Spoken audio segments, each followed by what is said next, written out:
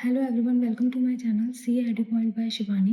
तो आज हम स्टार्ट करने वाले हैं अपना चैप्टर नंबर 3, जिसका नाम है applicability of accounting standards.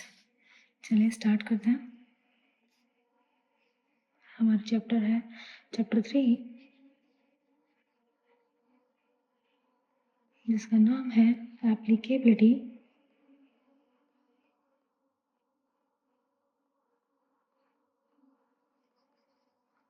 Of accounting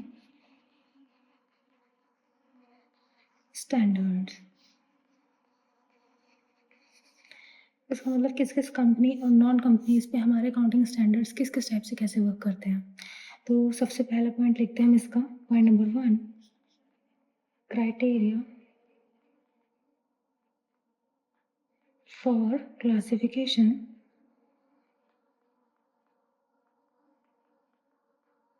of non-company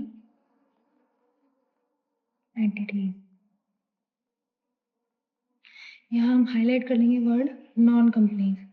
अभी हम पढ़ेंगे नॉन कंपनीज के बारे में और उसके बाद पढ़ेंगे हम कंपनीज के बारे में।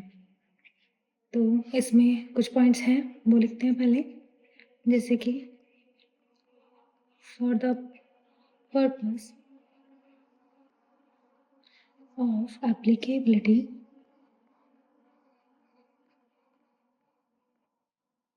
Accounting standards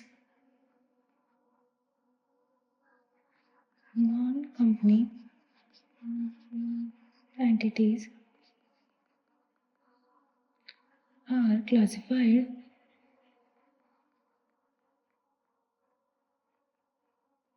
into 4 categories। इसे हम हाईलाइट कर लेंगे कितनी कैटेगरीज में, 4 कैटेगरीज में। और वो कैटेगरीज होती हैं हमारी लेवल 1, लेवल 2, लेवल 3 और लेवल 4।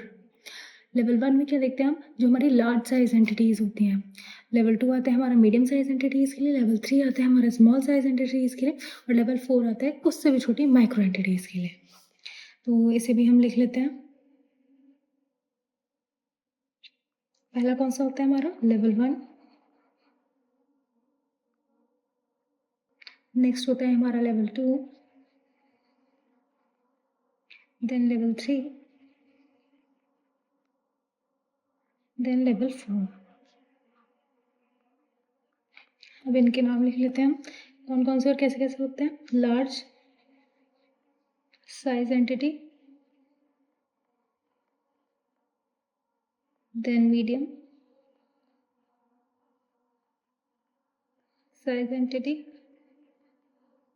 then small,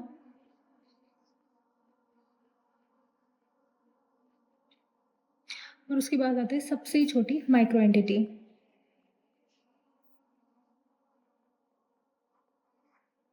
इसमें जो हमारी लेवल 1 एंटिटी है, इसके लिए कंपलसरी होता है कि all accounting standards are compulsory. और बाकी जो 3 हैं, इन तीनों को हमने एक ग्रुप बनाया और उसको नाम दिया MSMEs, मतलब micro, small and medium size entities. आप सभी ने सुन भी रखा होगा एमएसएमई के बारे में, जिनको हम ज़्यादा से ज़्यादा रिलैक्सेशन मिलती है, एग्जेम्पशंस मिलती हैं, क्योंकि छोटी कंपनीज होती है ना, इसलिए। अब हम लिखते हैं इनके बारे में थोड़ा सा, जो मैंने अभी बताया। लेवल 1 के लिए क्या होता है, level 1 entities are required to comply in full with all accounting standards। इसमें क्या वर्ड हाईलाइट करेंगे, लेवल 1 एंटिटी क्या करती है, comply in full accounting standards. सारे अकाउंटिंग स्टैंडर्ड्स फॉलो करने ज़रूरी हैं, कोई एग्जाम्पशंस नहीं, कोई रिलैक्सेशन नहीं। नेक्स्ट पॉइंट लिखते हैं हम इसका।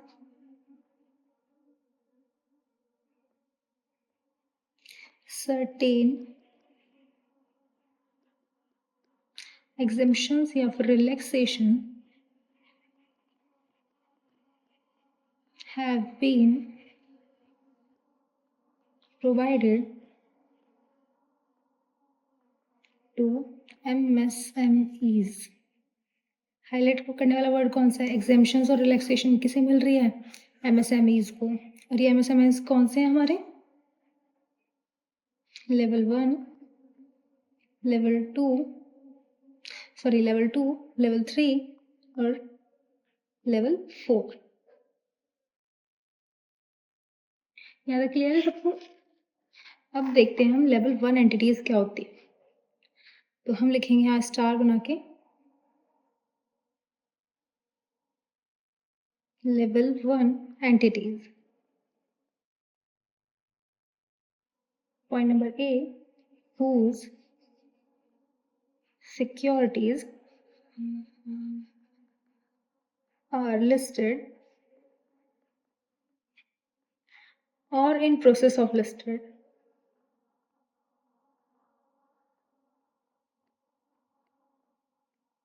on any stock exchange in India or outside। यानी कि हमारी लेवल 1 एंटिटीज वो एंटिटीज है जिनकी सिक्योरिटीज लिस्टेड है या उस प्रोसेस में है कि जब वो लिस्टेड होने वाली है कहीं भी किसी भी स्टॉक एक्सचेंज में, वेदर इन इंडिया और आउटसाइड इंडिया। इसी का अब हम बी पॉइंट लिखेंगे, बैंक्स। लेवल 1 एंटिटीज कौन कौन सी होती हैं? हमारे बैंक्स होते हैं, फाइनेंशियल इंस्टीट्यूशंस होते हैं और होते हैं insurance companies.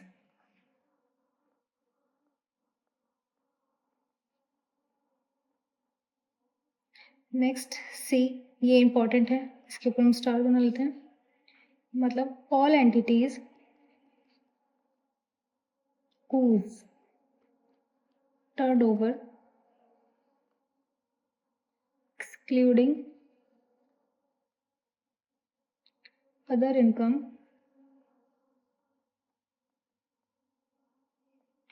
exceeds rupees 250 crore in immediately preceding accounting year।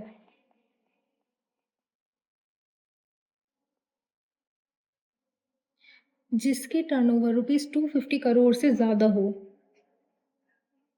Next D point, इसके भी स्टार लगा लेते हैं। इसके दो पॉइंट इंपॉर्टेंट है मेन, या तो हो उसकी टर्नओवर जो हो वो रुपीज 250 करोड़ से ज़्यादा हो या उसकी बोरोइंग कॉस्ट एक्सीड हो रुपीज 50 करोड़ से।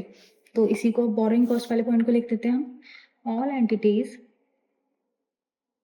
whose borrowing including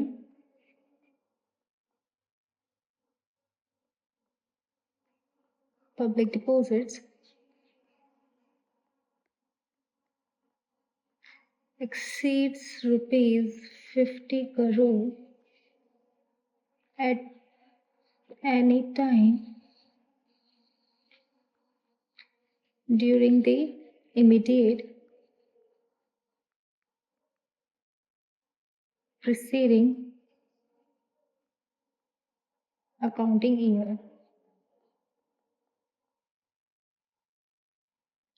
next point और इसका, इसकी होल्डिंग कंपनी या इसकी सब्सिडरी कंपनी वो भी क्या मानी जाएगी? Level 1 entity. Holding and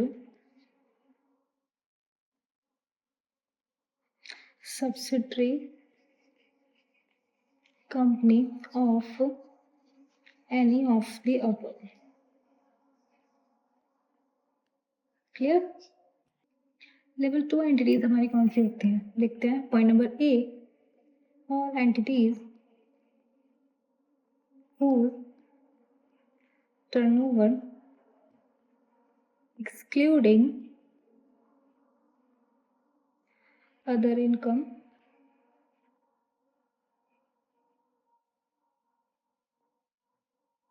exceeds rupees 50 crore but does not exceed rupees 250 crores in immediately preceding accounting year.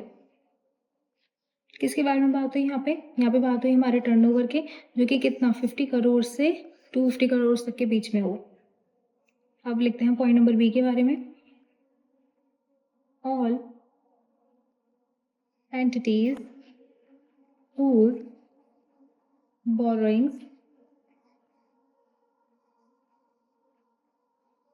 including public deposit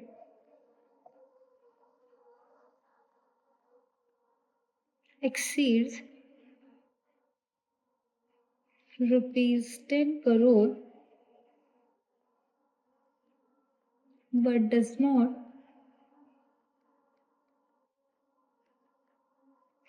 exceed rupees 50 crores at any time in immediately preceding accounting year. अब next same point होगा जैसे हमारा level 1 में था, जिसके holding और subsidiary भी वैसे ही हो, यानी कि holding and subsidiary company of the above two. Clear? चलिए लिखते हैं अब हम लेवल 3 एंटिटी।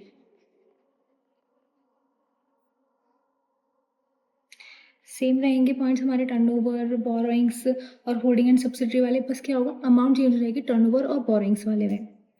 सेम थ्योरी रहनी है, चेंज कुछ नहीं होना लैंग्वेज में। लिखते हैं all entities whose turnover excluding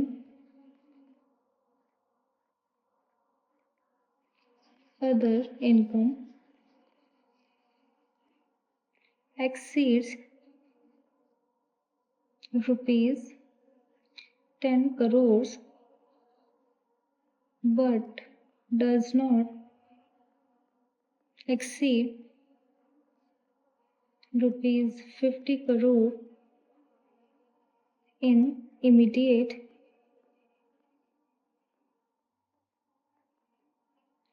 preceding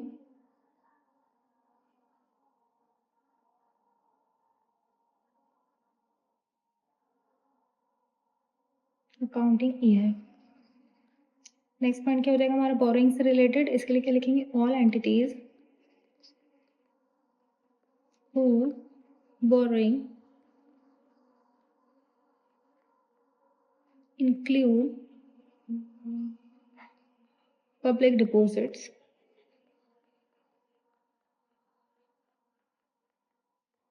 exceeds rupees 2 crore but does not exceeds rupees 10 crore at any time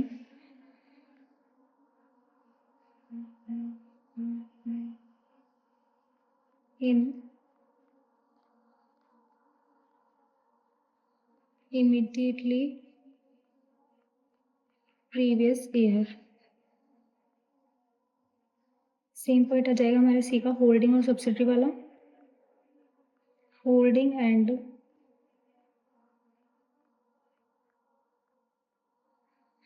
subsidiary company of above two. Simple. और लेवल 4 वाली तो बहुत ही ईजी है।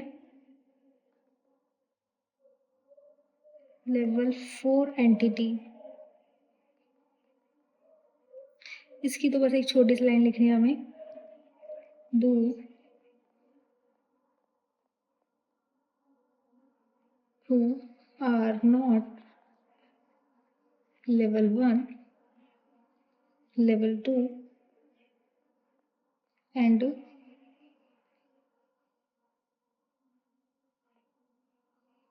level 3 are level 4 entities। अब हम इसे एक बार शॉर्ट में देखते हैं, हमने अभी तक क्या लिखा। लेवल 1 एंटिटीज कौन कौन सी होंगी हमारी, जिनकी सिक्योरिटीज क्या होंगी, लिस्टेड होंगी कहाँ पे, any stock exchange in India और आउटसाइड इंडिया। ये कौन कौन सी होती है, हमारे बैंक्स होते हैं, फाइनेंशियल इंस्टीट्यूशंस होते हैं और इंश्योरेंस कंपनीज होती हैं। यहाँ पे क्या था, लेवल 1 एंटिटीज वो होती हैं जहाँ पे जिसका टर्नओवर 250 करोड़ से ज़्यादा हो और जिसकी बोरिंग कहाँ हो, एक्सीड करे ₹50 करोड़ से। लेवल 2 एंटिटी में टर्नओवर हमारा 50 से 250 करोड़ तक का और बोरिंग्स कहाँ तक हमारी 10 करोड़ से 50 करोड़ तक। लेवल 3 में हमने पढ़ा टर्नओवर हमारी 10 करोड़ से 50 करोड़ तक होनी चाहिए और उसकी बोरिंग्स होनी चाहिए हमारी 2 करोड़ से 10 करोड़ तक। सिंपल। अब इनके बारे में ही कुछ बातें लिख लेते हैं हम। एक एक पॉइंट लिखने से पहले मैं एक्सप्लेन कर देती हूँ, जिससे जो थ्योरी लिखूंगी फिर सबके आराम से समझ में आ जाएगा। यानी कि पहला पॉइंट मैं जो लिखने वाली हूँ वो ये है कि एमएसएमई जो भी एग्जेम्पशंस या रिलैक्सेशंस अवेल करेगा उसको क्या करना होगा, डिस्क्लोज करना पड़ेगा। ठीक है, तो इसकी थ्योरी बन जाएगी an MSME which avails exemptions or relaxations given to it shall disclose the fact। Clear? Okay, अब ये पॉइंट थोड़ा इंपॉर्टेंट है, इसमें हम स्टार लगा देते हैं। इस पॉइंट में हमें क्या बताया जाता है कि हमारी कंपनी कोई अपग्रेड हो गई, यानी कि जो पहले हमारी लेवल 2, 3 या 4 में थी, अब वो उसने क्या करा, वो अपग्रेड होकर लेवल 1 में पहुंच गई। तो हमारी अकाउंटिंग कैसे होगी, जैसे ये हमारा ये है हमारा प्रीवियस ईयर, ये है हमारा करंट ईयर। अब प्रीवियस ईयर में क्या था, हमारी जो कंपनी थी वो क्या थी, नॉन कंपनी जो थी हमारी वो एमएसएमई में बिलोंग करती थी। नेक्स्ट ईयर करंट ईयर में आते आते वो उसने क्या करा, वो लेवल 1 में आ गई, उसकी टर्नओवर बढ़ गई, उसकी बोरिंग्स बढ़ गई। अब क्या अकाउंटिंग ट्रीटमेंट की जाएगी यहाँ पर, इसकी जो बैलेंस शीट होगी उसकी क्या होगा, फिगर सेम रहेगी, बस हमें क्या करना होगा, डिस्क्लोज करना होगा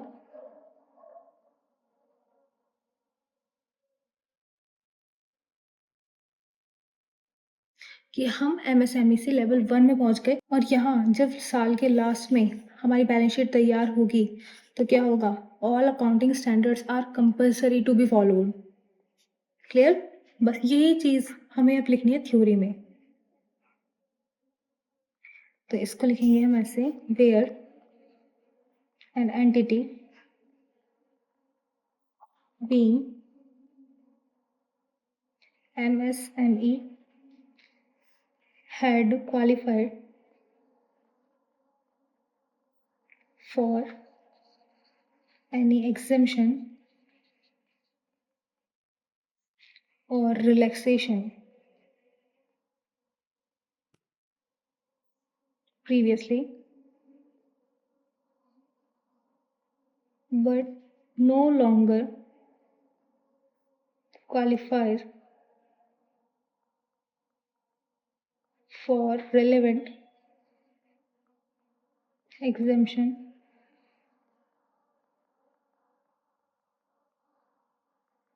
in the current accounting period। Accounting period. तो हम क्या करते हैं, इसके नीचे लाइन ड्रॉ करेंगे but no longer qualify for relevant exemption in the current accounting period. पहले क्या था, प्रीवियस ईयर में वो सारे एग्जामेशंस रिलैक्सेशन सब मिल रहा था, लेकिन जैसे ही वो क्वालिफाई हो जाएगी लेवल 1 में आने के लिए, उसको कोई एग्जामेशन नहीं मिलेगा, कोई रिलैक्सेशन नहीं मिलेगी। किस में? करंट अकाउंटिंग ईयर में। इसके आगे लिखते हैं, the relevant accounting standard become applicable from the current period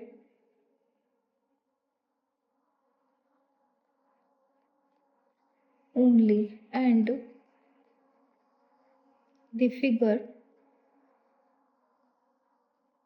for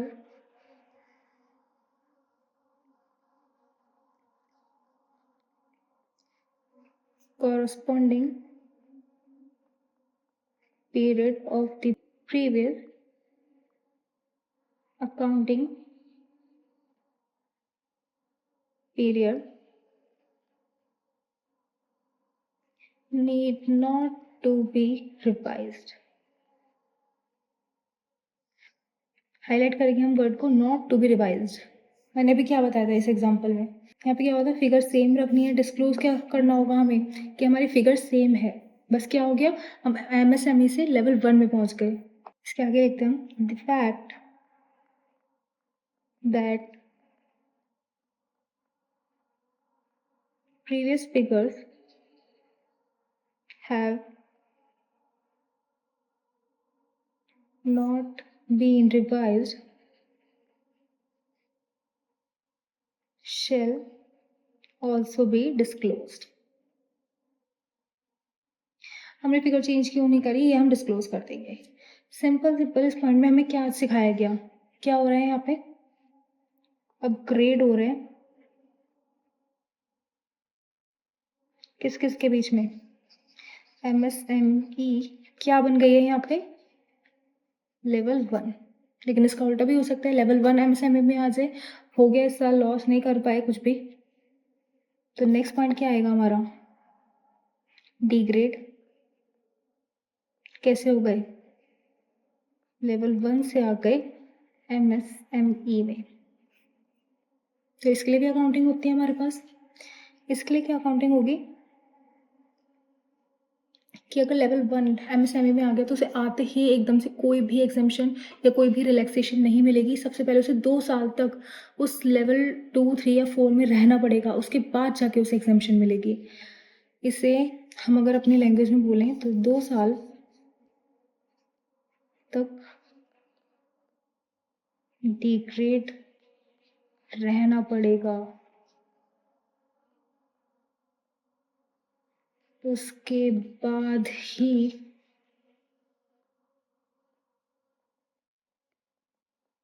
relaxations apply होंगी। उससे पहले सारे अकाउंटिंग स्टैंडर्ड्स कंपलसरी होंगे। अब इसको हम अपनी थ्योरी में लिख लेते हैं, इंग्लिश वाली लैंग्वेज में। Where an entity has been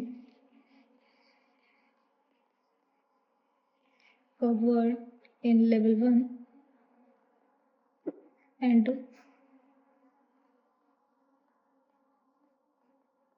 subsequently ceases to be covered and gets covered in MSMEs, the entity will not qualify। Highlight करेंगे, अभी क्वालिफाई नहीं हुई for एग्जामेशन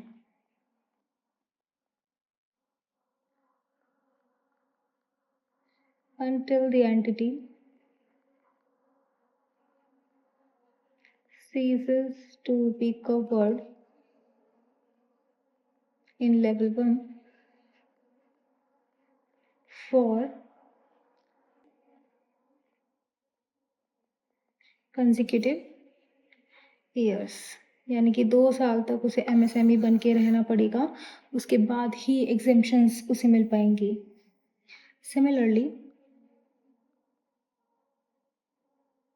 same will happen for level 2, level 3, level 4। मतलब level 2 से level 3 में गए जब भी 2 साल वेट करना पड़ेगा कि हम लेवल 3 में ही रुकेंगे, उसके बाद एग्जामेशंस और ज़्यादा मिलेंगी। और लेवल 3 वाला अगर लेवल 4 में पहुंचता है उसके बाद भी हमें वेट करना पड़ेगा कि लेवल 3 वाला लेवल 4 बन के जब तक रहे, जब तक 2 साल ना हो जाए, उसके बाद ही और ज़्यादा एग्जामेशंस उसे मिल पाएंगी। एक छोटा सा पॉइंट और, उसके बाद हमें बनानी है एक टेबल। तो इफ एन एंटिटी covered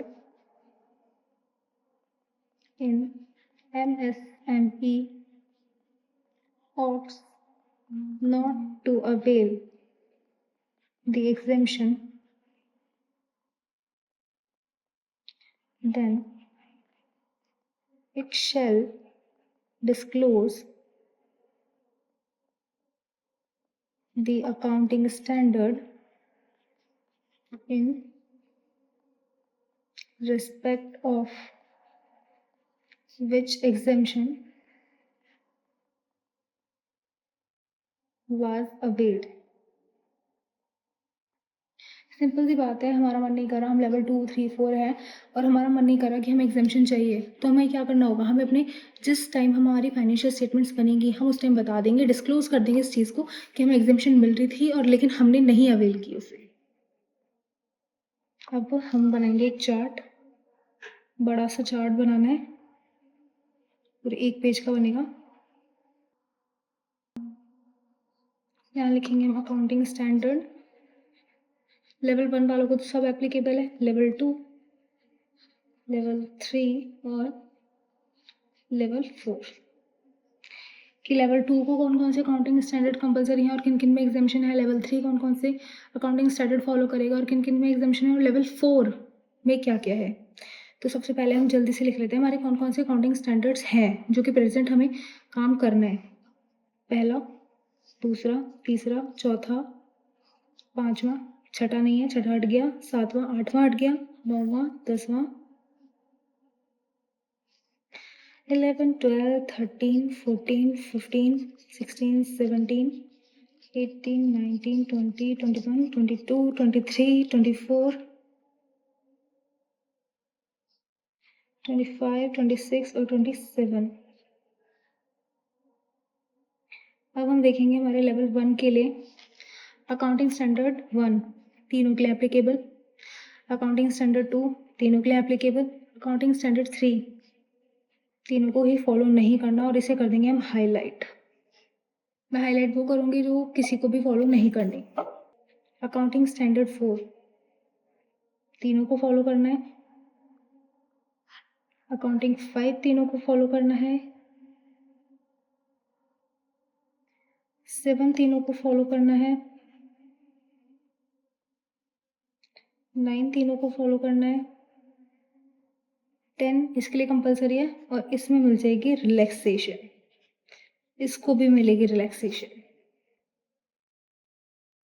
11 वाला फॉलो तीनों को करना है लेकिन इनमें मिलेगी रिलैक्सेशन। 12 वाला तीनों को फॉलो करना है लेकिन कोई एग्जाम्शन नहीं है। 13 वाला फॉलो करना है लेकिन लेवल 4 का एग्जाम्शन है। 14 दोनों को फॉलो करना है, इसको फॉलो नहीं करना। 15 में मिलेगी तीनों को रिलैक्सेशन। इसमें मैं अलग कलर का हाईलाइट कर देती हूँ।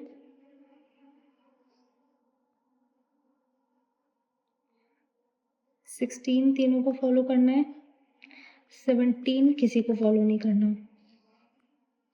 18 ये सिर्फ लेवल 2 फॉलो करेगा, 3 नहीं करेगा और 4 नहीं करेगा। 19 में तीनों को रिलैक्सेशन।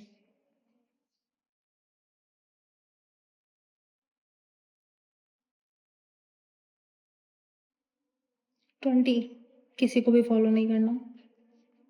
21 किसी को भी फॉलो नहीं करना। तो इनमें कौन सा हाईलाइट करेंगे हम? 22 ये दोनों फॉलो करेंगे और इसको मिलेगी रिलैक्सेशन। 23 किसी को फॉलो नहीं करना। 24 सिर्फ इसे करना है, इन दोनों को नहीं करना। 25 भी किसी को नहीं करना।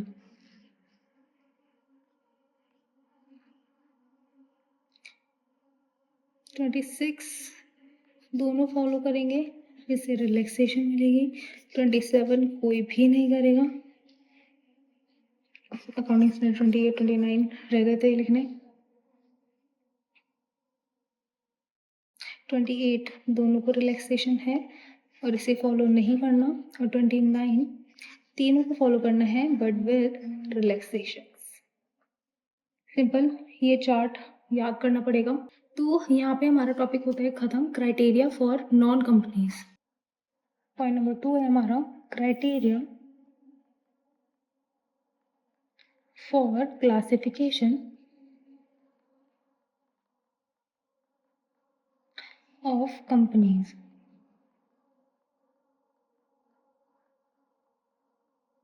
Under Companies Act,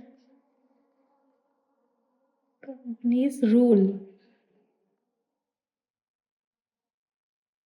2021. ओके, इसको हम दो पार्ट में डिवाइड करेंगे। पहला SMC यानी कि स्मॉल एंड मिडियम कंपनीज, और दूसरा non SMC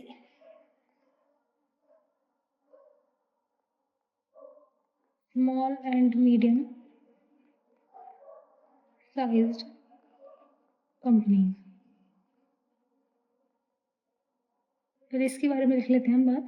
shell comply with all accounting standard in full entirely। सारे अकाउंटिंग स्टैंडर्ड्स फॉलो करने पड़ेंगे, कोई एग्जाम्शन कोई रिलैक्सेशन कुछ नहीं। और इसमें लिखेंगे हम accounting standard 3, accounting standard 7 not applicable. ये दोनों एप्लीकेबल नहीं है, लेकिन कुछ अकाउंटिंग स्टैंडर्ड्स में रिलैक्सेशन मिली है। और वो किस किस में मिली है? Relaxations accounting standard 21, accounting 23 standard, accounting standard 27, accounting standard 15, accounting standard 19, accounting standard 20, accounting standard 28, accounting standard 29 और अकाउंटिंग स्टैंडर्ड 25। याद रखने वाली बात, ठीक है? क्लियर सभी को? अब लिखते हैं हम SMC क्या होती है, इसके बारे में कौन है। ये लास्ट टॉपिक है हमारा, इसमें पॉइंट A डालते हैं हम, यानी कि पूल इक्विटी और date securities are not listed in stock exchange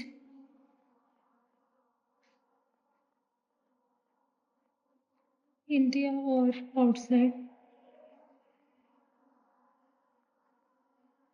ठीक है? Point number B, which is not a bank, not a bank, financial institutions,